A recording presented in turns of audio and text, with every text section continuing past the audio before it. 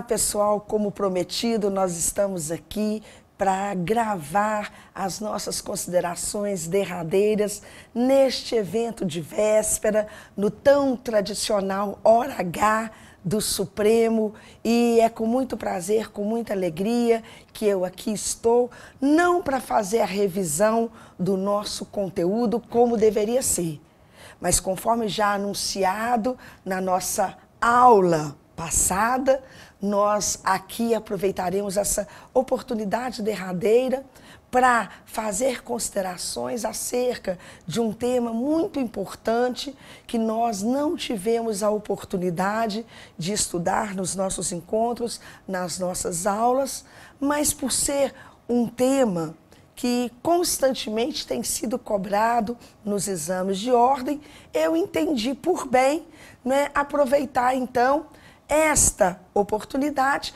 para complementar as nossas considerações. Tudo conforme já acertado, conforme eu já havia anunciado para todos os senhores no nosso último encontro, na nossa última aula. O tema que eu gostaria de falar aqui hoje diz respeito à posse e seus efeitos, sobretudo a proteção possessória que é conferida pelo legislador ao possuidor, no sentido de fazermos de tudo com que ele seja mantido na posse, nos casos de turbação, reintegrado nela nos casos de esbulho, ou até mesmo segurado de violência iminente, todas as vezes que ele sofrer um justo receio de vir a ser molestado, de vir a ser incomodado na sua posse. Vejam que nós vamos aproveitar esta oportunidade para falar das ações possessórias como instrumento específico de proteção ao possuidor e para diferenciar essas ações possessórias da ação reivindicatória. Mas antes de falarmos das ações possessórias propriamente ditas, me permitam partir de uma premissa maior, relembrando para todos os senhores quem é o possuidor, até para concluirmos quem está merecendo proteção do ordenamento jurídico. Vejam que o estudo da posse é um dos estudos mais desafiantes do direito civil, porque nem a sua definição, nem o seu conceito conseguiram encontrar perante os doutrinadores uma unanimidade. Foram várias, foram inúmeras as teorias desenvolvidas só com este afã de definir para nós o que seria posse. Sendo certo que de todas as teorias, as duas que mais se destacaram foram as teorias subjetiva de Savigny e objetiva de Ehring. Savigny e Ehring foram os que mais se destacaram no estudo da posse, sendo que para a teoria subjetiva de Savigny, a posse nada mais é do que o resultado da soma de dois outros elementos, a saber, corpus e ânimos.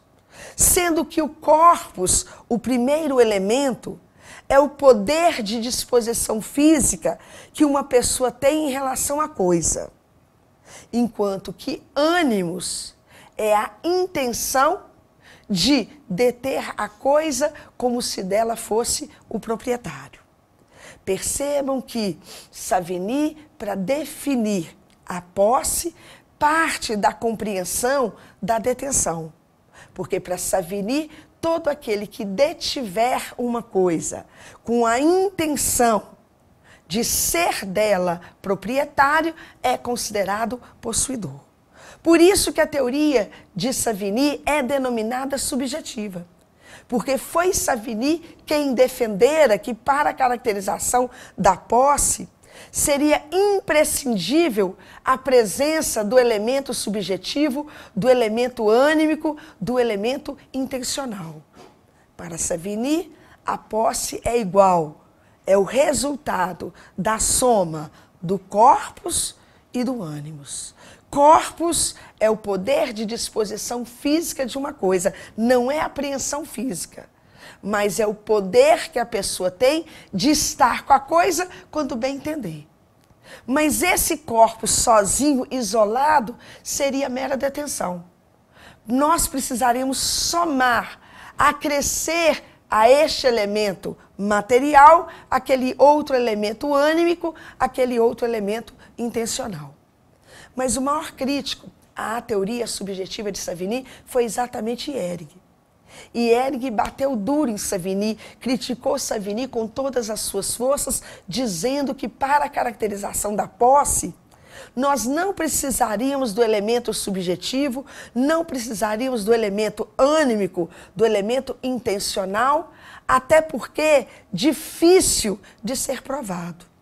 Por isso que a teoria de Ehring foi chamada de objetiva, porque ele dispensa o elemento ânico para a caracterização da posse, defendendo que só pelo fato de verificarmos como que a pessoa se relaciona de fato com uma coisa, nós poderemos dizer se ela é possuidora ou não, independentemente do seu estado psicológico, do seu estado ânico. Foi Ehring quem disse que posse seria a visualização, a exteriorização do direito de propriedade. E que, portanto, o possuidor seria todo aquele que aparentasse ser o proprietário, por se relacionar de fato com uma determinada coisa, tal como se relacionaria o proprietário dela. Enquanto Savigny disse que possuidor era todo aquele que quisesse ser o proprietário, para Ehring, possuidor é todo aquele que aparentasse ser o proprietário. E foi exatamente esta teoria objetiva de Ehring, a prestigiada no nosso Código Civil, quando no artigo 1196 nós encontramos a definição do possuidor.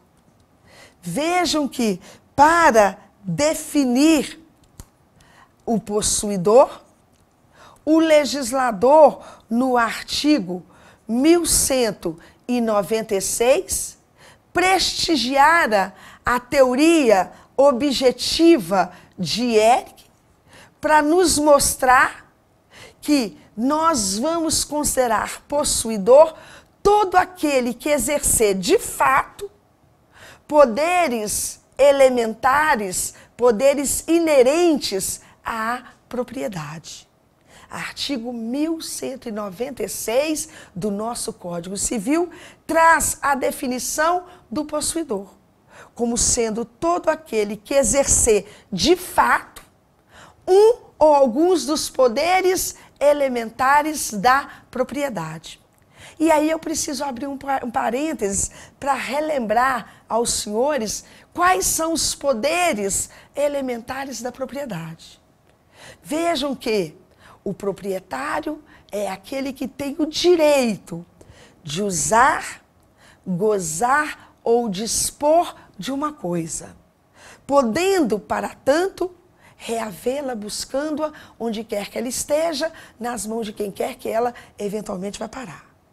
É o proprietário quem tem o direito de usar, gozar ou dispor de uma coisa.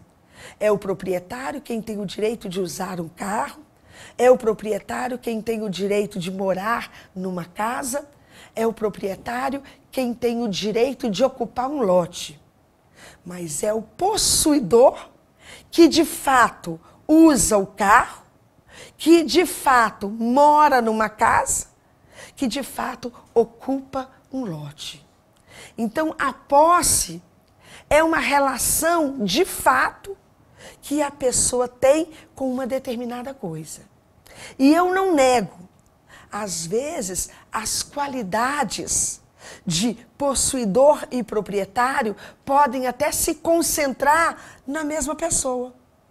Às vezes, o possuidor, aquele que de fato se relaciona com uma coisa, seja o proprietário dela, e, portanto, aquele que tem o direito de se relacionar. Mas o mais importante para nós aqui neste momento é verificarmos que, ainda que o possuidor não seja o proprietário da coisa que ele de fato possui, ele vai merecer o nosso respeito, ele vai merecer a nossa proteção. Ainda que a posse esteja destacada da propriedade, ainda que ela seja exercida por alguém que não seja o proprietário e que, portanto, não tenha o direito de exercer, ela vai merecer do ordenamento jurídico proteção. Vejam que a posse é esta relação de fato que a pessoa tem com uma determinada coisa. Pouco importando se teria ela o direito de se relacionar ou não. Vejam que se alguém de fato usa um carro, mora numa casa, ocupa um lote, este alguém é considerado possuidor, independentemente do seu estado anímico, independentemente do seu estado psicológico. Aquele que de fato usa um carro, mora numa casa, ocupa um lote, aparenta ser o proprietário, porque ele se relaciona com o carro, com a casa, com o lote, exercendo poderes que são próprios de serem exercidos pelo proprietário. E mesmo não sendo proprietário, essa posse, ainda que esteja sendo exercida de fato por alguém que não tenha o direito de exercer, merecerá do ordenamento jurídico proteção. Nós vamos proteger o possuidor para fazer de tudo com que ele seja mantido na posse, nos casos de turbação, reintegrado nos casos de esbulho, ou até mesmo segurado de violência iminente, quando ele sofrer um justo receio de vir a ser molestado, de vir a ser incomodado na sua posse. E mais, se esta posse, que está sendo exercida de fato por alguém que não tenha o direito de exercer, se prolongar no tempo, ela poderá até deflagrar um outro efeito que nós chamamos de usucapião. Usucapião é também um efeito da posse. Uma posse exercida de fato por alguém que não tem o direito de exercer. Alguém que de fato está se relacionando com uma coisa com a qual não tinha o direito de se relacionar, mas se prolongada no tempo que vai variar, hora para mais, hora para menos, conforme for a espécie, conforme for a modalidade de usucapião, vai lhe constituir o direito de continuar possuindo. O usucapião é uma transformação da posse de fato em posse de direito. Por isso que a usucapião é um efeito da posse prolongada no tempo, mas que se apresenta como modo de constituição do direito de propriedade. Proteção possessória e usucapião são efeitos da posse. A proteção possessória nós conferimos ao possuidor, quer ele seja proprietário ou não. E a usucapião é um efeito da posse quando exercida por alguém que não seja o proprietário, mas que acabará se tornando por ter exercido de fato uma posse por um tempo que vai variar, hora para mais, hora para menos, conforme for a espécie, conforme for a modalidade de usucapião. Mas, pessoal, fiquem bastante atentos na hora da prova, porque proteção possessória e usucapião são efeitos da posse. E nós consideramos possuidor todo aquele que exercer de fato poderes que são próprios de serem exercidos pelo proprietário. Nós consideramos possuidor todo aquele que de fato estiver usando, fruindo ou dispondo de uma coisa. Mas fiquem atentos, porque nem todos aqueles que estiverem de fato com uma coisa são considerados possuidores. Tem pessoas que podem estar de fato com uma coisa, que podem estar de fato usando um carro, morando numa casa, ocupando um lote, uma fazenda, e que nós haveremos de considerar como sendo meros detentores. Cuidado, pessoal, na hora da prova, para não confundirem posse com detenção. Porque o detentor também está de fato com uma coisa. Mas nós precisamos saber diferenciar posse da detenção, porque proteção e uso capião são efeitos da posse.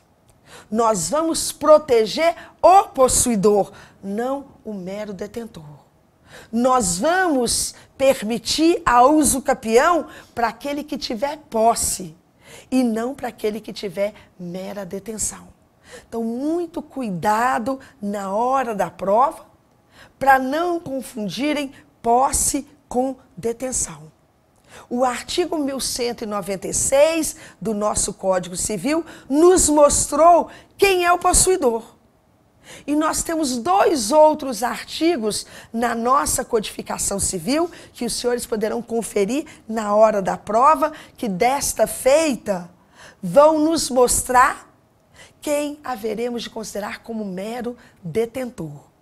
E estes 2 artigos a que me refiro são exatamente aqueles de número 1198 e 1208.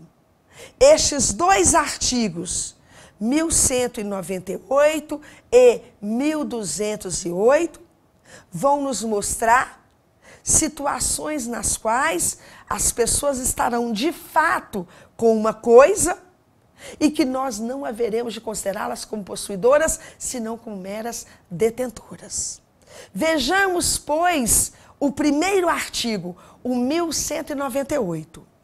O artigo 1198 considera detentor todo aquele que, em razão de uma dependência que tem para com outra pessoa, conservar a coisa em nome dessa outra pessoa, seguindo ordens, cumprindo as suas instruções. Repetindo, o artigo 1198 do nosso Código Civil considera detentor todo aquele que estiver de fato com uma coisa, em razão de uma relação de dependência com outra pessoa, de quem cumpre regras, de quem segue instruções.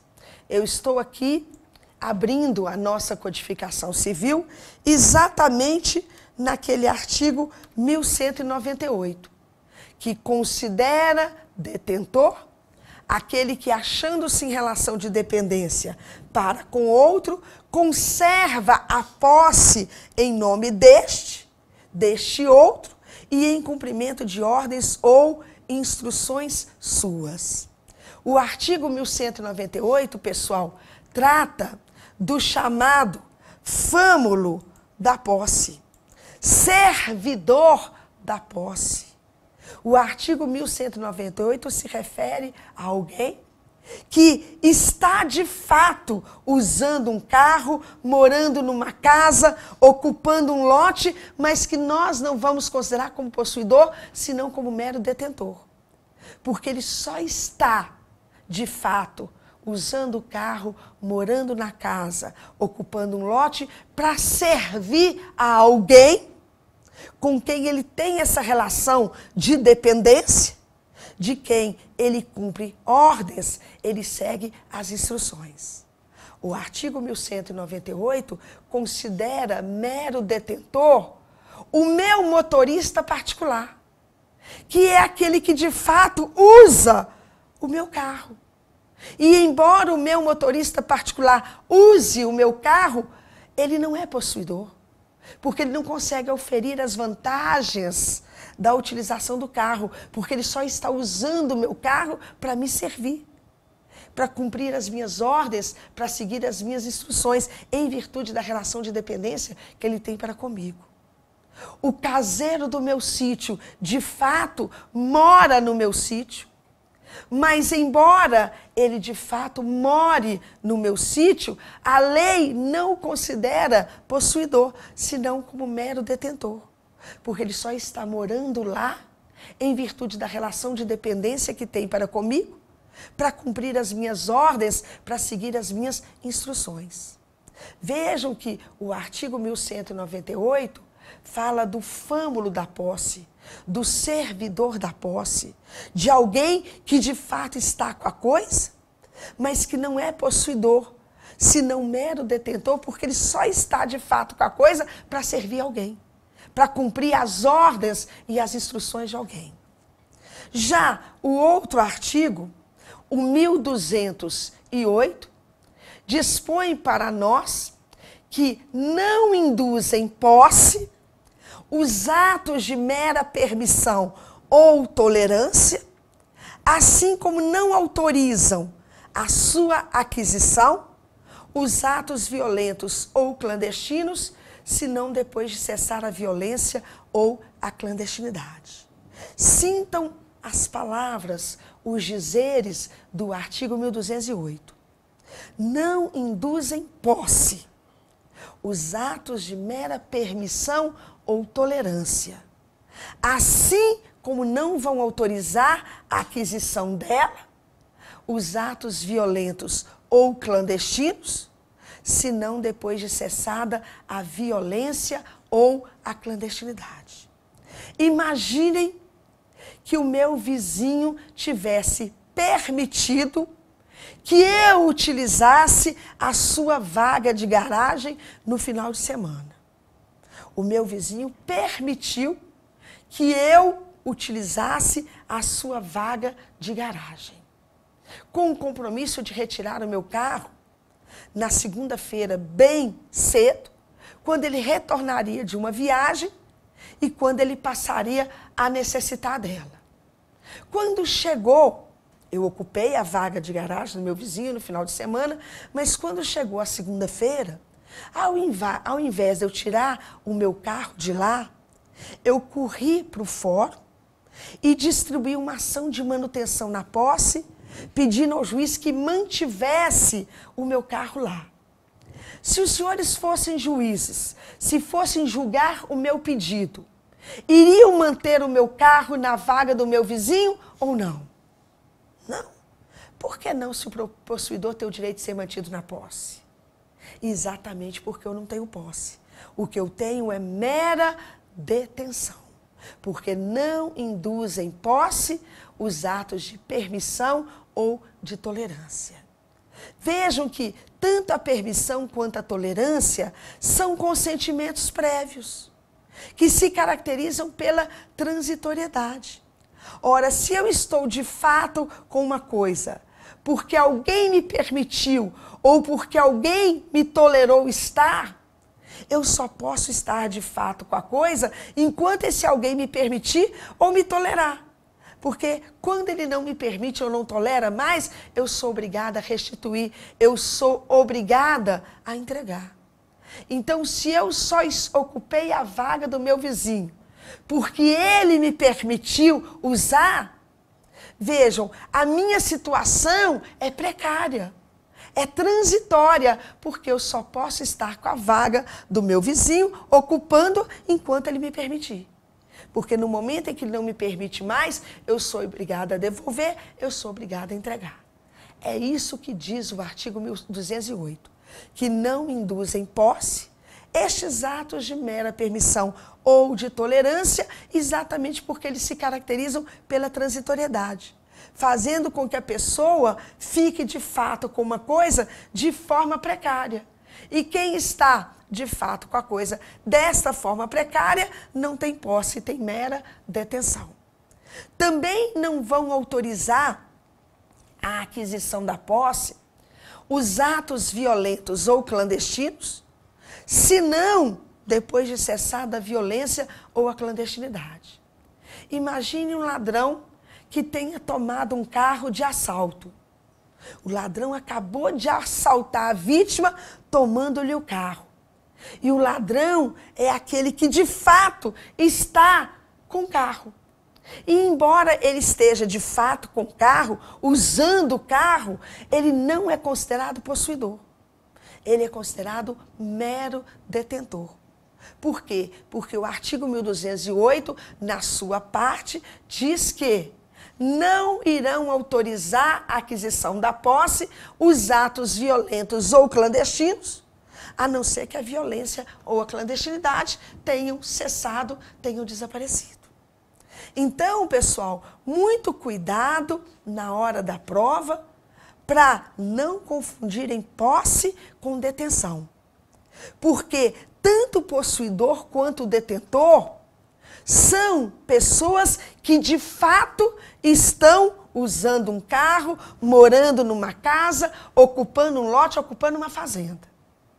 De regra, aqueles que estiverem de fato usando o carro, morando numa casa, ocupando um imóvel, são considerados possuidores. A não ser que eles estejam de fato com essas coisas, em virtude da relação de dependência para com o outro, de quem cumpre ordens, de quem segue instruções, ou que esteja de forma precária, por atos de mera permissão ou tolerância, ou para estar com a coisa, tem que agir com violência ou clandestinidade, quando nós haveremos de considerar como mero detentor. A posse, ela tem esse efeito bacana, consistente em inverter o ônus da prova. De regra, todos que estiverem de fato com uma coisa, presumem-se possuidores. A não ser que se prove uma das hipóteses dos artigos 1198 ou 1208, quando nós consideraremos mero detentor. Vejam, se o meu irmão está de fato ocupando a minha casa, ele consegue convencer ao juiz fácil que tem posse. Eu que vou ter que provar, convencendo ao juiz, de que, embora ele esteja de fato morando na minha casa, ele não é possuidor. Porque para estar lá de fato, eu antes permiti que ele estivesse. Tolerei a sua permanência ali, quando ele passa a ser considerado como mero detentor. O meu caseiro convence fácil ao juiz que tem a posse quando prova que de fato mora no meu imóvel. Eu que vou ter que desqualificar a relação de fato, convencendo ao juiz que, embora de fato ele more no meu sítio, ele não é possuidor, senão mero detentor, porque ele só está morando ali em virtude da relação de dependência que tem para comigo, de seguindo as minhas ordens, cumprindo as minhas instruções, mero detentor. Vejam, o ladrão de fato está com o carro. Nós até o presumimos possuidor.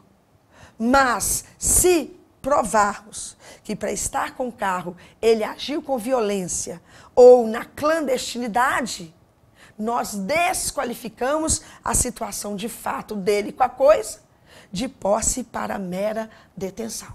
Então, a primeira consideração importante que eu precisaria fazer é exatamente essa diferenciação entre posse e detenção, para que numa situação concreta, noticiada pelo seu examinador na hora da prova, você saiba identificar quem é o possuidor, a quem nós vamos conferir proteção, a quem nós vamos permitir a uso capião para consolidar a sua situação de fato em situação de direito, diferenciando do mero detentor. Porque proteção possessória e uso capião são efeitos da posse e não da mera detenção. Nós vamos encerrar esse bloco para, na volta, na sequência, nós estudarmos então a proteção possessória, quando falaremos das ações aqui disponíveis especificamente para proteger o possuidor. Nós já sabemos que é possuidor todo aquele que exercer de fato poderes que são próprios de serem exercidos pelo proprietário. Nós consideramos possuidor todo aquele que de fato se relacionar com uma coisa, aparentando ser o proprietário dela por estar exercendo poderes que são inerentes à propriedade, que são próprios de serem exercidos pelo proprietário. Já sabemos distinguir, diferenciar a posse da mera detenção. Porque embora tanto o possuidor quanto o detentor estejam de fato com uma coisa, é muito importante para nós sabermos diferenciar posse de detenção, porque nós vamos proteger o possuidor e não o mero detentor. A uso capião é um efeito da posse prolongada no tempo, nunca da mera detenção. Mas ainda que a posse seja uma relação de fato que a pessoa tem com uma determinada coisa, nós estamos diante de um fato jurídico. Sim, a posse, ela é um fato jurídico porque ela tem o condão de criar, modificar ou extinguir relações jurídicas. Ainda que o possuidor esteja de fato com uma coisa que ele não tenha o direito de estar, ele vai merecer do ordenamento jurídico proteção, porque nós vamos fazer de tudo com que ele seja mantido na posse nos casos de turbação, reintegrado nos casos de esbulho, ou até mesmo segurado de violência iminente, quando ele sofrer esse justo receio de ser molestado, de ser perturbado na sua posse. Nós vamos verificar quais são os mecanismos de proteção que são conferidos ao possuidor para que ele possa continuar exercendo a posse que vinha a exercer. Mas antes, para nós compreendermos estes mecanismos de proteção possessória, nós precisamos saber quais são as ofensas que o possuidor estaria propício a sofrer. Sim, eu disse, a lei confere proteção ao possuidor. Mas por que o possuidor precisa ser protegido? Por que a lei precisa conferir a ele proteção? Exatamente porque ele pode ser incomodado, ele pode ser perturbado, ele pode ser molestado na sua posse. Os atos ofensivos à posse são aqueles que nós chamamos de turbação e esbulho. Turbação e esbulho são ofensas que, a bem da verdade, têm a mesma natureza, porque tanto a turbação quanto o esbulho significam molestações, perturbações, incômodos causados ao possuidor, mas que, no entanto, tornar-se-ão diferentes, levando-se em consideração o resultado do ato ofensivo. É que na turbação, pessoal, embora o possuidor seja incomodado, perturbado no exercício da sua posse, ele continuará a exercendo. Ao passo que no esbulho o incômodo vai ser tão grave, tão significante, que o possuidor vai perder a coisa para o seu ofensor.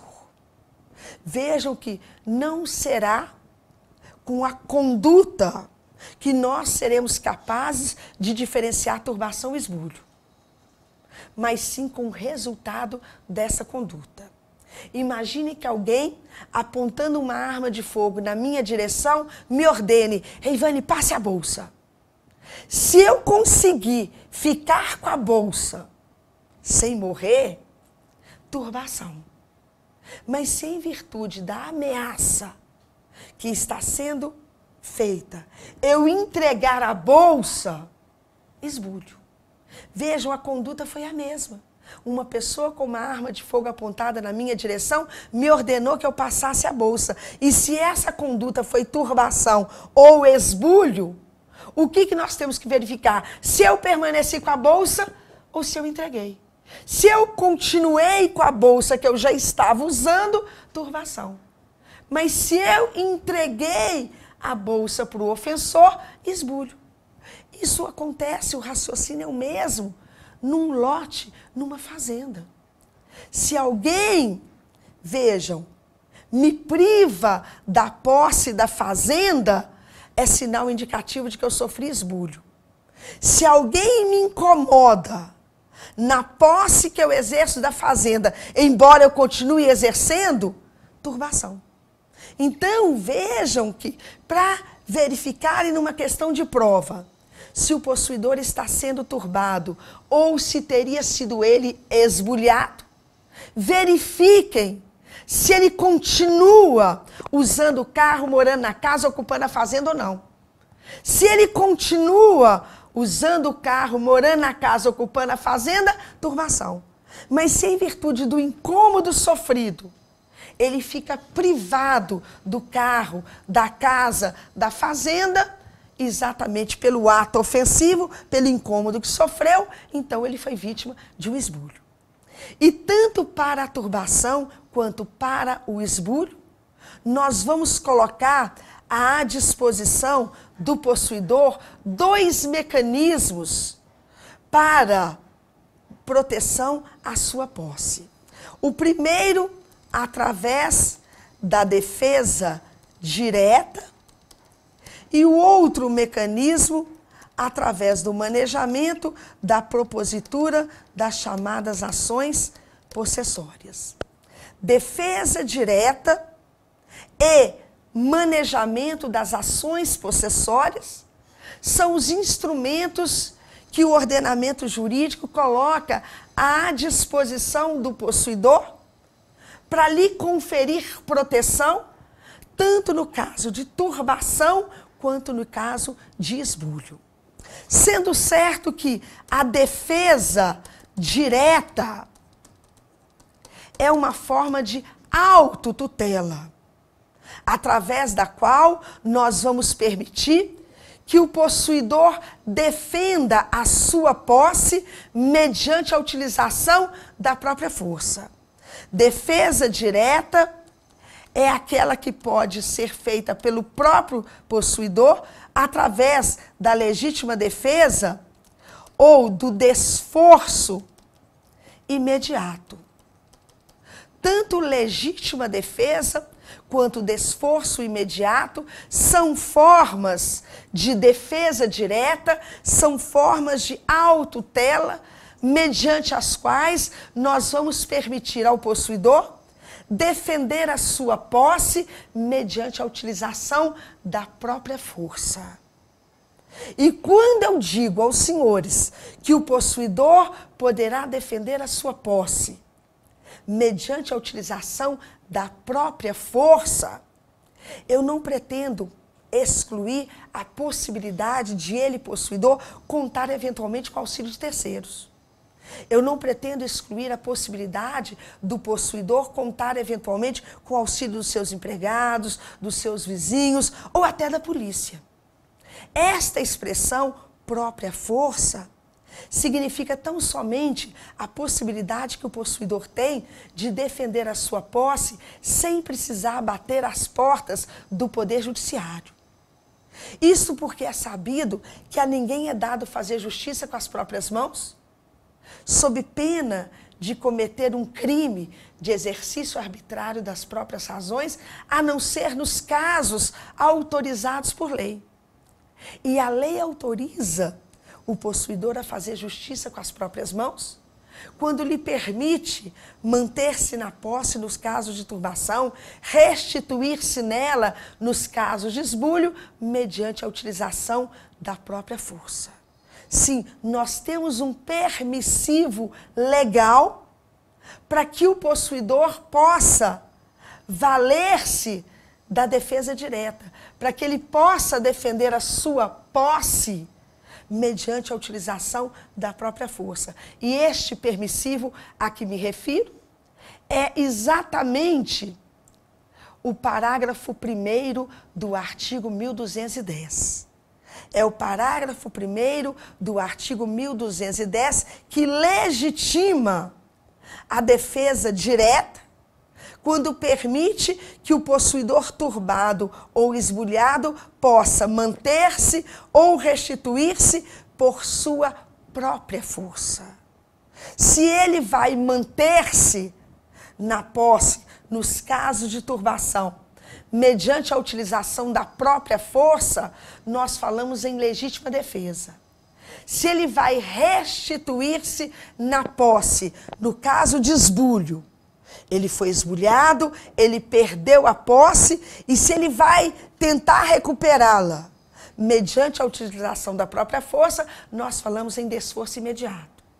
Tanto a legítima defesa quanto o desforço imediato são defesas diretas, são autotutelas, pelas quais o possuidor vai buscar proteção pessoalmente, mediante a utilização da própria força.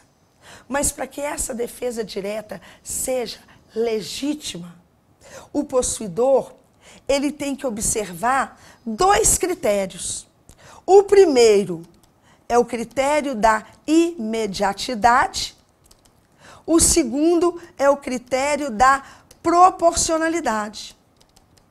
Pelo critério da imediatidade, o possuidor ele precisa agir logo. Ele pode manter-se nos casos de turbação ou restituir-se na posse nos casos de esbulho, mediante a utilização da própria força, contanto que o faça logo.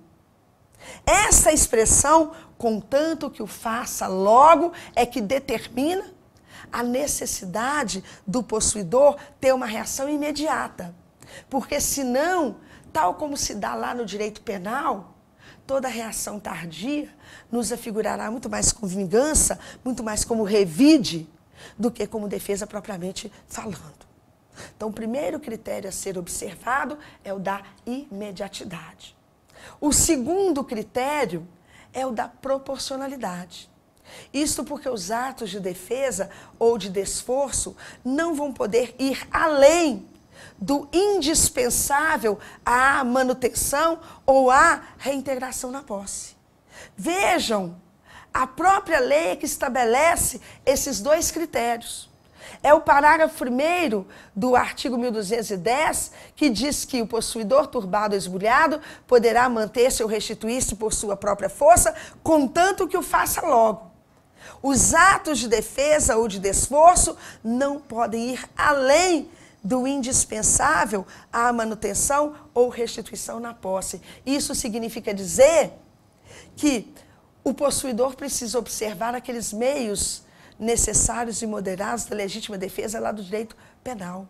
Ele precisa ter uma reação proporcional à ofensa. E quando o possuidor não observa os critérios da imediatidade e o da proporcionalidade, ele está abusando do seu direito. Agir tardiamente ou de forma desproporcional é abusar do direito conferido pela lei de defender a posse mediante a utilização da própria força. E quem abusa do direito, nos termos do artigo 187, também comete ato ilícito. É o artigo 187 que nos mostra que as pessoas, para cometerem um ato ilícito, não precisam necessariamente violar um direito. As pessoas podem cometer o ato ilícito mesmo estando no exercício de um direito seu, conquanto o façam de forma abusiva. Porque excedem, extrapolam, ultrapassam os limites impostos pela função econômica ou social, pela boa-fé ou pelos bons costumes. Então, se o possuidor, ao valer-se da defesa direta, não observar os critérios da proporcionalidade e da imediatidade, ele está abusando do seu direito e está cometendo ato ilícito. E quem comete ato ilícito e causa danos a outrem, ficará obrigado a reparar. Eu não tenho uma fórmula matemática para dizer aos senhores quando que os atos de defesa serão proporcionais, porque tudo vai depender da circunstância do caso concreto.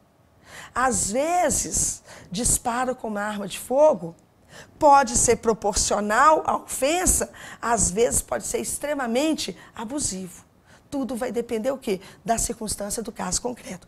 Isso significa dizer que tudo vai depender das informações que o seu examinador lhe dera na questão para permitir concluir se a reação está sendo imediata ou não, se a reação está sendo proporcional ou não. Mas, pessoal, embora a defesa direta seja legítima, essa não é a forma normal de buscarmos proteger o possuidor. A defesa direta é legítima, ela está assegurada por lei, mas eu devo admitir que o comum de protegermos a posse se dará mediante o manejamento das chamadas ações possessórias.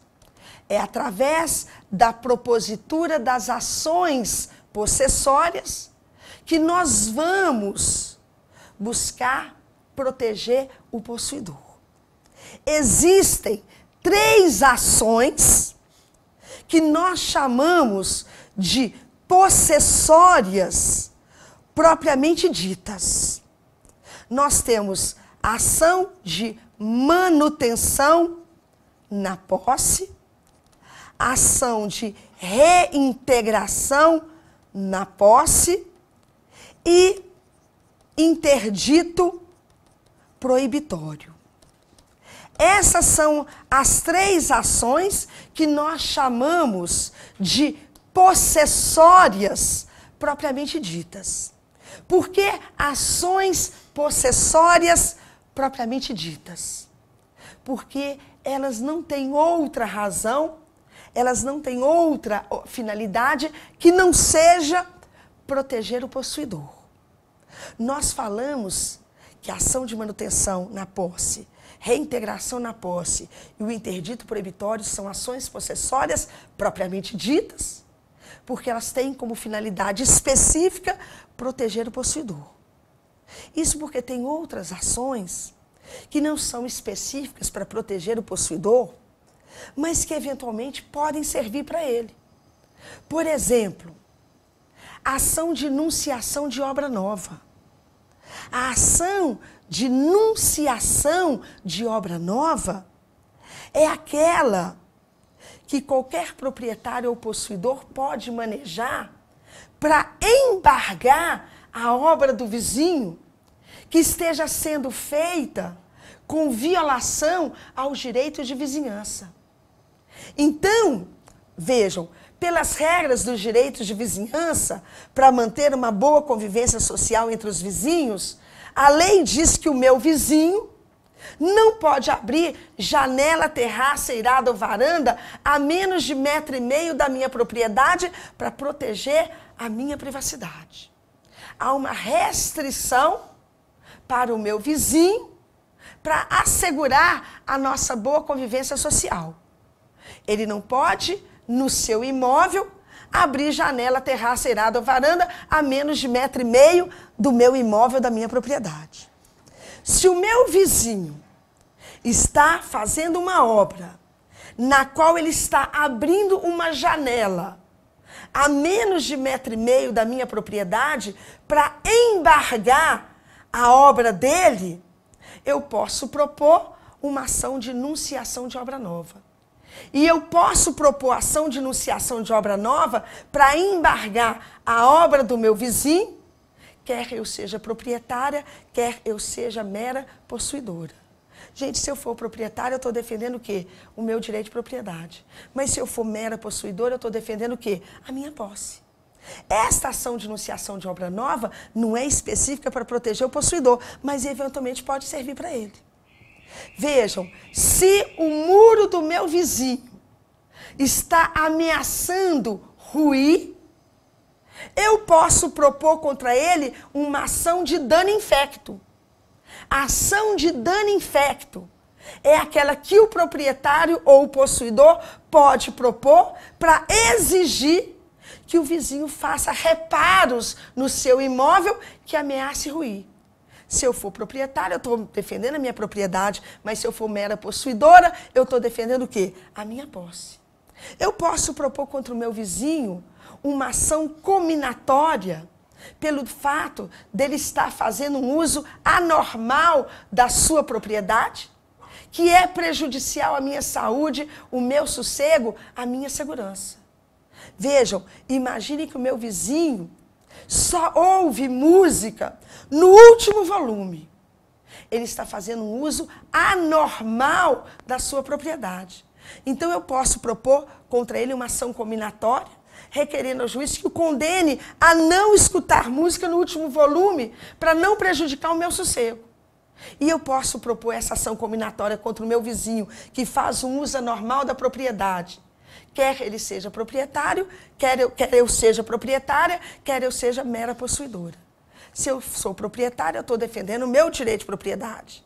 Mas se eu sou mera possuidora, eu estou defendendo o quê? A minha posse. É uma ação cominatória que não é específica para proteger possuidor, mas eventualmente pode ser usada para ele. Agora, essas três ações, manutenção, reintegração e interdito proibitório, são específicas para defender o possuidor. Portanto, o legitimado para propor qualquer uma delas será sempre aquele que diz ser o possuidor. A diferença que existe entre essas ações é no ato ofensivo que o possuidor alega estar sofrendo ou que está na iminência de sofrer.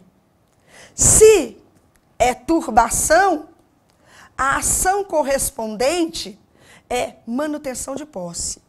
Se é esbulho, o que o possuidor sofreu, a ação correspondente, reintegração.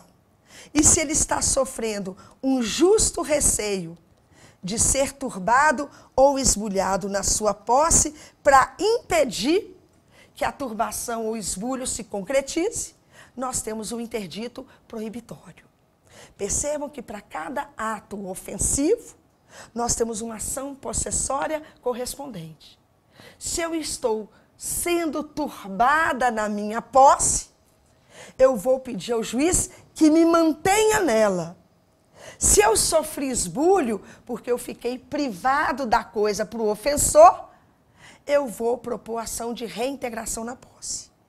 E se eu estou na iminência de ser turbada ou esbulhada, para impedir que a turbação e esbulho se concretize, eu posso contar com o interdito proibitório.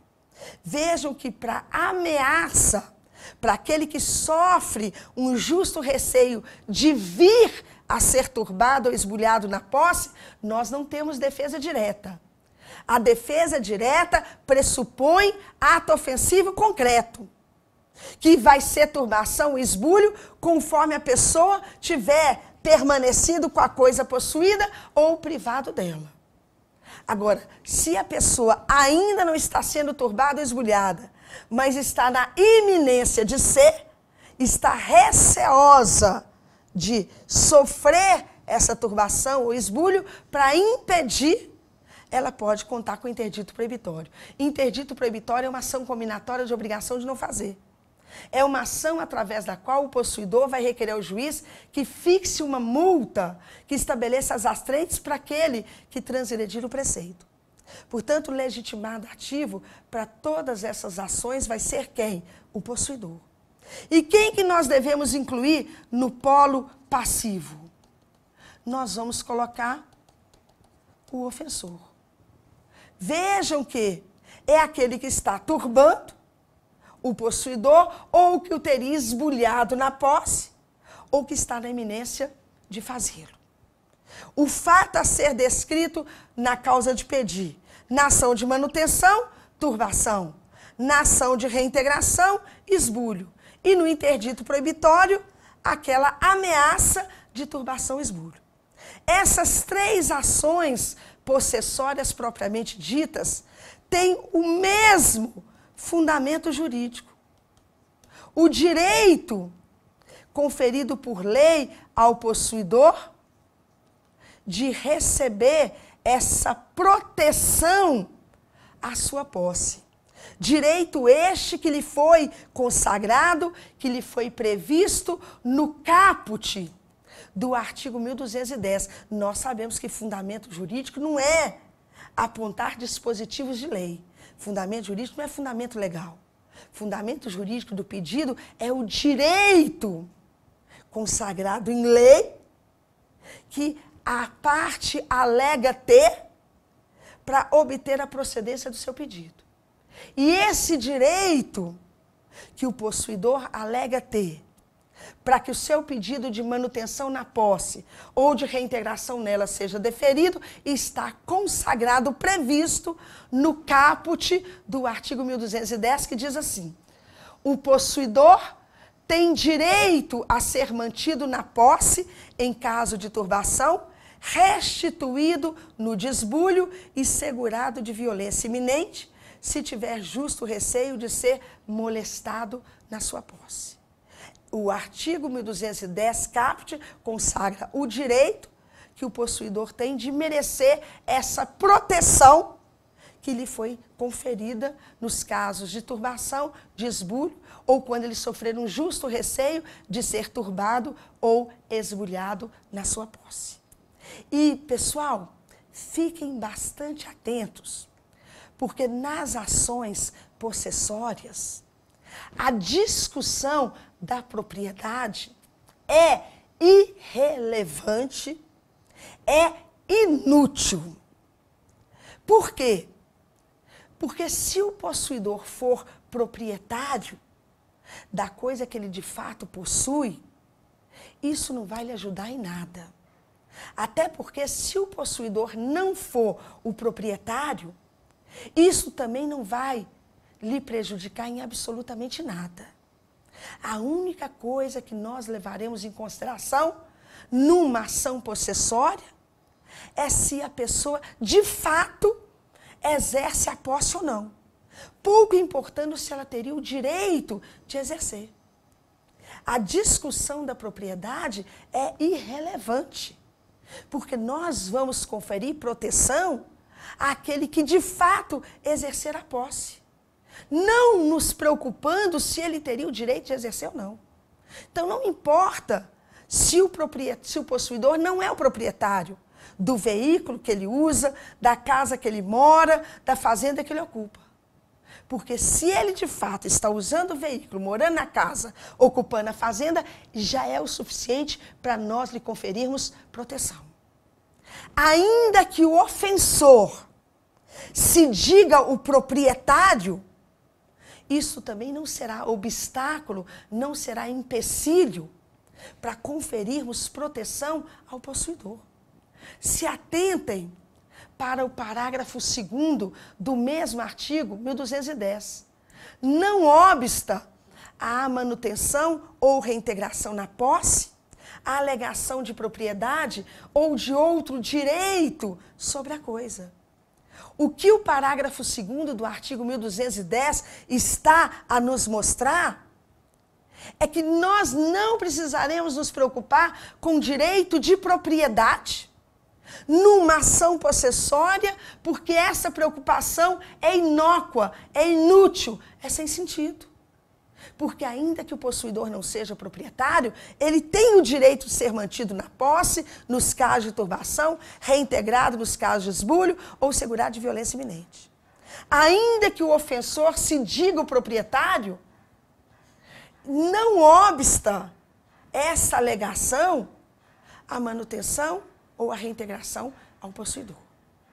Nas ações possessórias não se deve discutir direito de propriedade. Por essa razão, pessoal, é que nós precisamos ter muito cuidado para não confundirmos as ações possessórias com a ação reivindicatória.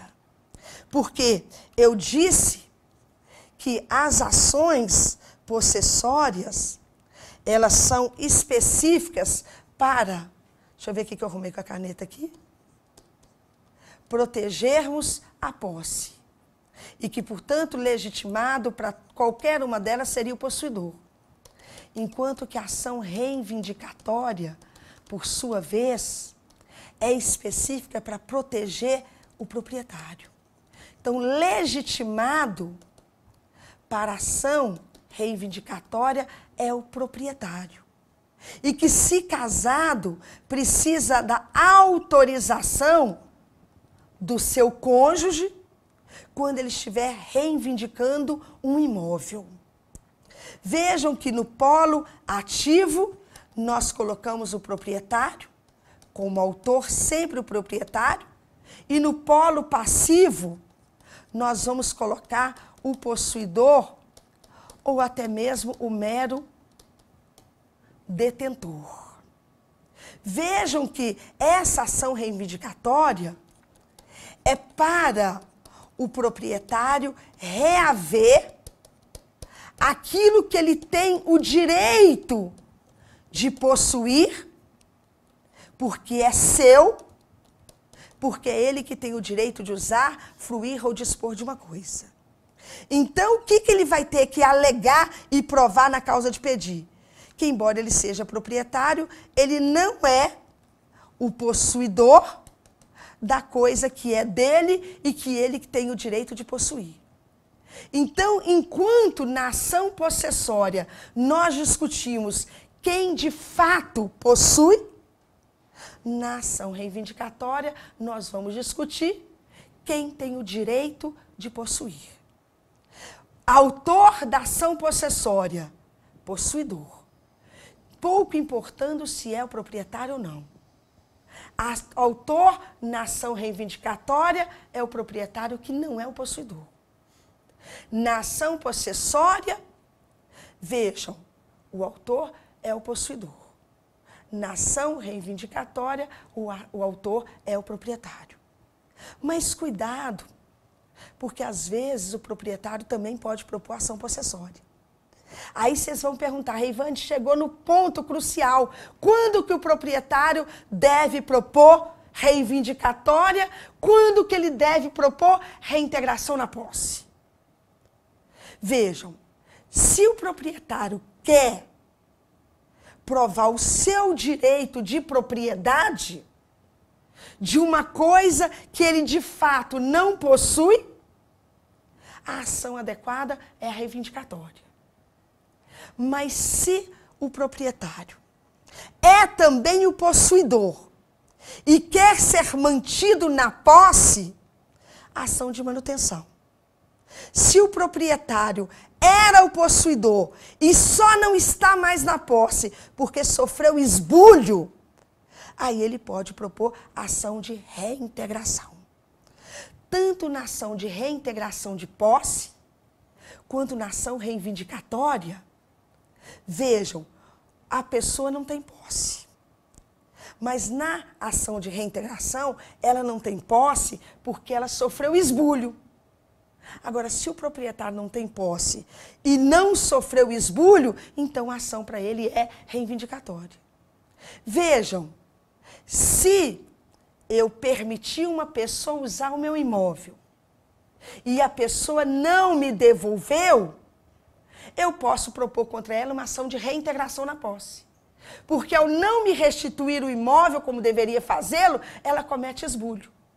E se eu não só estou no imóvel porque a pessoa cometeu esbulho, eu posso propor contra ela uma ação de reintegração na posse. Agora, se eu não estou na posse do imóvel que é meu, porque ele de fato está sendo ocupado por outra pessoa, uma outra pessoa que não me cometeu esbulho. Quando eu comprei o imóvel, a pessoa já estava nele. Se eu propuser uma ação de reintegração, eu vou perder.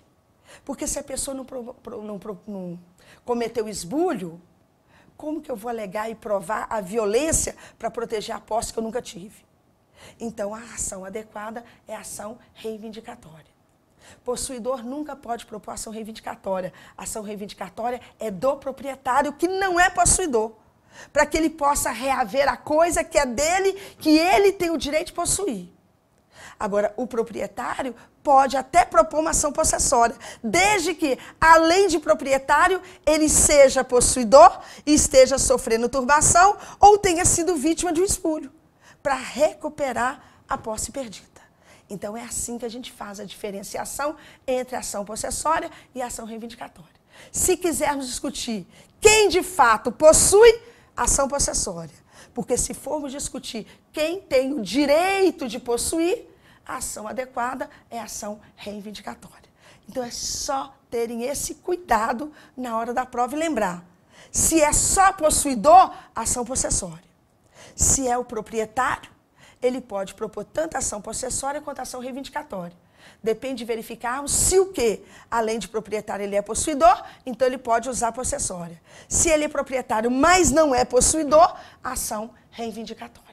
Combinado, pessoal? Com essas considerações, esgotado o nosso tempo, eu vou agradecer imensamente a sua atenção, a sua audiência. Espero que eu tenha sido esclarecedora e que os aspectos que nós falamos aqui possa fazer diferença na sua prova do próximo domingo. Muito obrigada pela atenção, um forte abraço para todos e eu estou aguardando com ansiedade a notícia do sucesso, do êxito de cada um. Um beijo forte no coração e até a próxima, se Deus quiser.